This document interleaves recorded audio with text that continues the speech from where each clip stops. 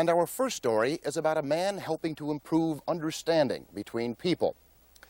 Here in Miami, as in every American city, the policeman on the beat is a visible symbol of government authority. But what if that policeman is black?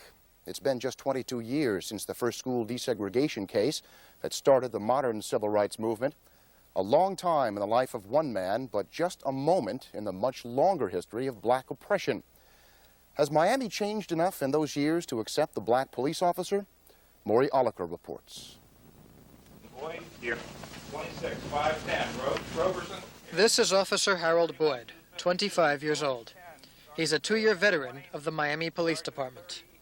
Boyd was just 3 when the Supreme Court ruled that integration was to be the law of the land. And he grew up in Alabama, just in time to be a child of the civil rights movement.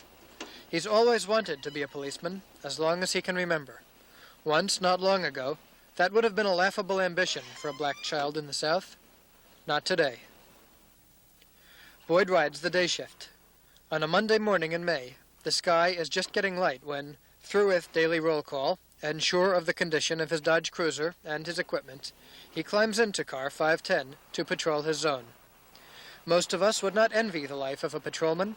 It's an endless search for a usually faceless enemy, forever circling the same small area of the city, looking for trouble and waiting for a call to help someone in need. But Harold Boyd loves his job.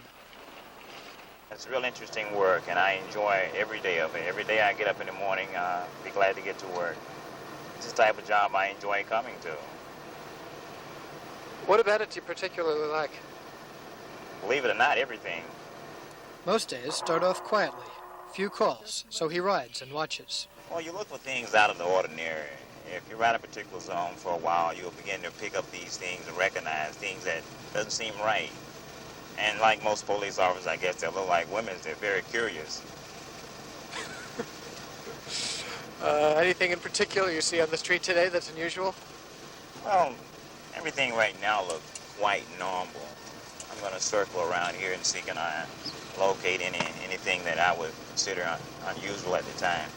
If there's nothing else to do, it's always a good idea to stop in and check with local businessmen. Get to know the people on your beat. And there's rarely an opportunity to get impatient. Soon enough, the voice from his radio will say, 126, and he will answer his call. Good for business.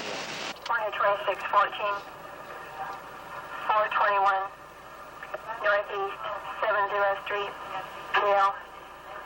See the complainant for location of the metal box in the area with a chain around it. 1111. Okay, so Miami Avenue and 62nd Street. Just a moment. On the way to the address, Officer Boyd tries to anticipate what he'll find. Okay, I'm ready to go. Some metal box with a chain. It could be a bomb call. We might have to call the bomb unit. I don't know. I'll see when I get there. I'll be there in a few minutes. That is a box. And there's soda inside, and I was afraid. Yes, ma'am. Okay. I'm going to go up and take a look at it. Very funny looking. No need for the bomb squad this time. The box turns out to be a traffic counting device used by the road department. But you can never tell. A policeman's life is always in danger. And here's one of the most dangerous calls, and one of the most common. 4 officers converge on the scene of a domestic squabble. No real crime, but hot tempers for sure. All those blue uniforms tend to cool things off before anyone gets hurt. In fact, a patrolman has a lot more of this kind of work than simple law enforcement. That's one reason Harold Boyd is confident that he's the right man for the job. I'm very good, and I'm pretty understanding. And I also feel that I'm a very intelligent person, and I can deal with the public. I enjoy dealing with the public. And with bearing all this in mind, I think those qualities help make a good policeman. You have to be able to understand people, and you have to like to work with people, because that's what your job mainly pertains to, working with people, helping people with their problems. A lot of times, the problems that's not as good with it. Sometimes you get with your lawyer, your counselor, your teacher, father, or whatever. It's an assortment of work here. You all sorts of things. It's not even one photographic situation, especially in this case. You must know how to deal with it. court, Boyd's tact, patience, and understanding were constantly put to the test. Here, for instance, he's been called to investigate a burglary in the home of an elderly woman.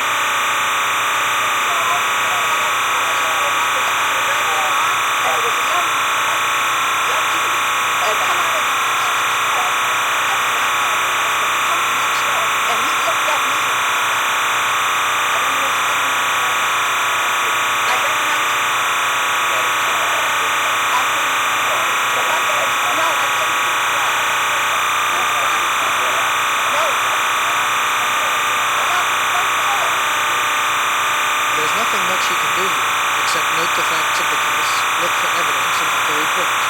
A fingerprint specialist comes out to give him a hand. Meanwhile, he turns to the victim.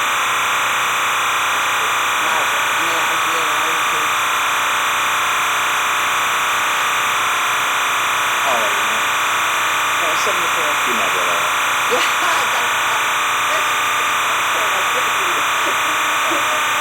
A lot of my cases, I ain't trying to follow up myself, but the world has me follow a lot of the cases.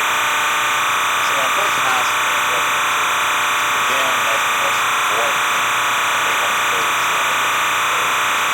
They don't just want you there to come in and want to report and leave. They want you to show that you are really concerned, contribute, because it can happen to you, it can happen to anybody. And that's the worst thing in their life, almost the worst thing. When something like that happens, the person is hurt, person was robbed or something of this nature.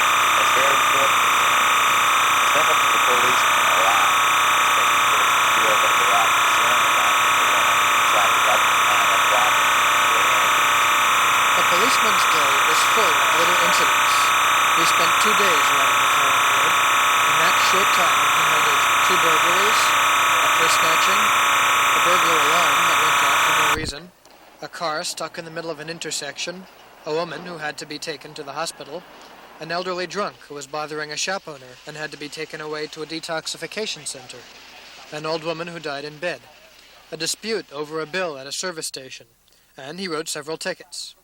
He also answered a call to a robbery in progress, but the suspect had been caught before he arrived. Has Miami grown up enough to accept black policemen? No question about it. In our 2 days with Harold Boyd, the question never came up, except when we asked. He was friendly and courteous with everyone he met, black, white, or Latin, and the people he encountered responded in kind. But is it more difficult for a black man to be a police officer in Miami? Well, I think it's difficult for anyone to be a police officer. It's a unique job, and it takes a unique type of person to deal with police work, whether he's white or black. Do you feel that you get resistance from members of the public that you might not get if you were white? Not really. You might run into instances they might say you're doing this because I'm white or because I'm black, but they would tell any officer that, whether he's white or black. You do certain things because I'm this color, I'm that color. Mm-hmm. They just, most of the time, do that just to try to get by one way or another. 2 other black officers figure prominently in Boyd's life. Yes, sir. One is his sergeant, a burly man who looks well qualified for the SWAT team insignia he wears. They meet daily in the field to exchange information. The other black officer in his life is policewoman Gwen Boyd, his wife. They met in academy 2 years ago and just got married this February. Gwen's shift starts shortly before Harold's ends, so when he has a chance, he drops in to see her off to work. And then, while she patrols the same zone he's just left, he worries. I could say I'm sort of afraid. I worry about it until she get home at night from working out there in the streets, because it is dangerous, and there's a little more risk in police work than there is in a lot of other jobs. But she's pretty capable of handling herself, and I feel that she'll be okay. Did we say that not too long ago, the dream of being a policeman would have been a foolish one for a black growing up in the South? That must have been before the election of black mayors and congressmen around the country. Before a black justice sat on the United States Supreme Court. Before, well, times really have changed. Today, a black police officer on patrol can dream and know that someday maybe his dreams will come true. Well, I'd like to probably retire from the City of Miami Police Department one day. I'd probably like to be major, even chief. My next rank from police will be sergeant. I hope when the time comes for me to take the sergeant exam that I score very, very good on the sergeant exam and make sergeant the first time around. We filmed you telling your sergeant last week that you hope you're going to make Officer of the Month this month. What do you think your chances are? I was just joking about that. About making Officer of the Month. I would like to. I feel any officer should like to make Officer of the Month. You find it mostly, I guess, among the young officers stuff. What is it? My chances, I don't know. Montage